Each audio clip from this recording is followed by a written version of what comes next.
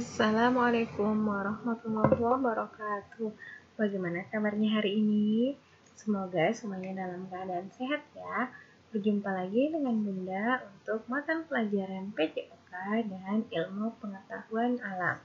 Dan sebelum kita memulai pembelajaran, alangkah baiknya kita membaca basmalah terlebih dahulu. Bismillahirrahmanirrahim. Yang pertama adalah muatan pelajaran PJOK.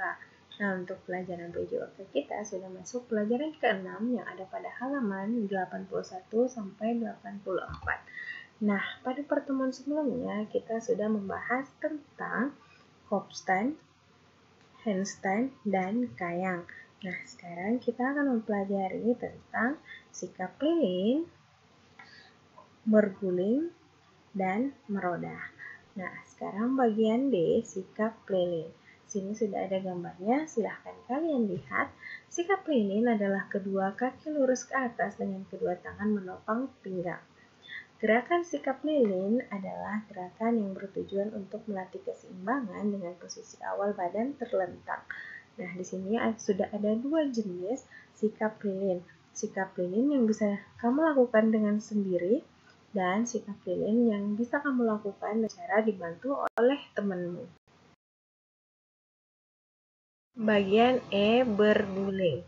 Di sini sudah ada dua gambar cara melakukan gerakan berguling. Berguling ke depan disebut juga roll depan, sedangkan berguling ke belakang disebut juga roll belakang. Gerakan roll depan dan belakang bertujuan untuk melatih kelenturan otot bahu dan punggung.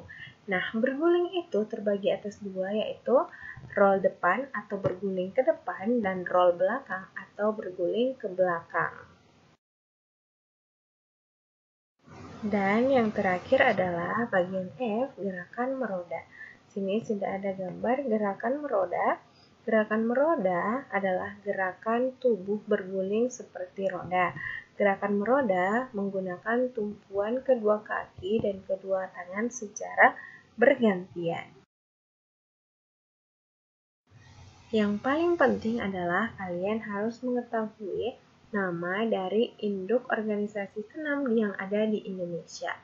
Nah, induk organisasi senam Indonesia adalah Persani, kepanjangan dari Persatuan Senam Indonesia. Dan Persani ini lahir pada tanggal 14 Juli 1963.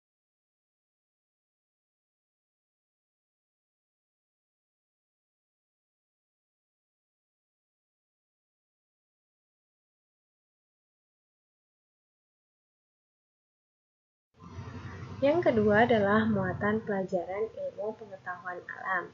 Nah, ilmu pengetahuan alam kita sudah masuk pelajaran ke-6 yang ada pada halaman 127 sampai 128. Bagian A, bunyi. Nah, pada pertemuan sebelumnya kita sudah mempelajari nomor 1 yaitu sumber bunyi. Nah, sekarang kita akan mempelajari nomor 2 yaitu bunyi kuat dan bunyi lemah. Dan yang ketiga, bunyi tinggi dan bunyi rendah. Nah, bunyi kuat adalah bunyi yang memiliki suara yang lebih kuat atau keras. Sedangkan bunyi lemah adalah bunyi yang memiliki suara yang lebih lemah atau kecil. Contoh bunyi kuat adalah ketika kamu berteriak. Sedangkan bunyi lemah yaitu ketika kamu berbisik dengan temanmu. Bagian 3, bunyi tinggi dan bunyi rendah. Ketika mendengar musik, kita mendengar bunyi yang kadang-kadang tinggi dan bunyi yang kadang-kadang rendah.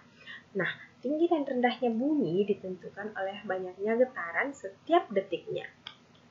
Banyak getaran bunyi yang terjadi setiap detik disebut frekuensi bunyi. Jadi, kalau ada pertanyaan, apa itu frekuensi bunyi? Frekuensi bunyi adalah banyaknya getaran bunyi yang terjadi tiap detik.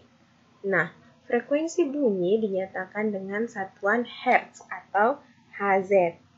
Satuan Hertz digunakan untuk menghormati jasa seorang ilmuwan Jerman yang bernama Heinrich Rudolf Hertz pada tahun 1857 sampai 1894. Bunyi berdasarkan frekuensinya terbagi atas 3. Yang pertama adalah bunyi audiosonik, yaitu bunyi yang dapat kita dengar memiliki frekuensi antara 20.000 Hz dan 20.000 Hz. Akan tetapi, kepekaan pendengaran manusia makin tua makin menurun, sehingga pada usia lanjut tidak semua bunyi yang berada di rentan frekuensi ini dapat didengar. Nah, yang kedua adalah bunyi infrasonik, yaitu bunyi dengan frekuensi di bawah 20 Hz. Bunyi yang berfrekuensi di bawah 20 Hz sangat rendah sehingga tidak dapat didengar oleh manusia. Bunyi infrasonik hanya dapat didengar oleh hewan-hewan tertentu seperti anjing, laba-laba, dan jangkrik.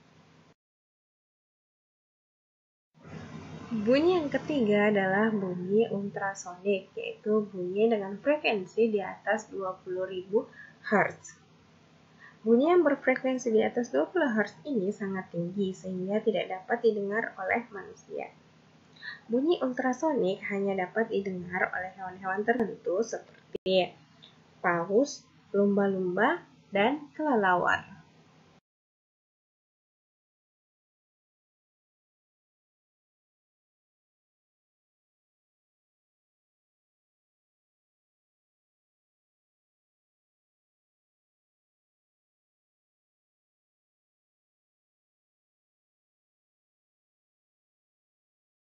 Setelah Bunda menjelaskan pelajaran yang ada pada muatan PJOK dan muatan pelajaran yang ada pada ilmu pengetahuan alam, sekarang tugas kalian adalah mengerjakan soal yang Bunda berikan. Nah, sampai di sini dulu untuk pertemuan kita kali ini. Semoga bisa kalian pahami. Dan marilah kita tutup pertemuan kita dengan bersama-sama membaca hamdalah. Alhamdulillahirrabbilalamin. Dan Bunda tutup dengan ucapan wassalamualaikum warahmatullahi wabarakatuh.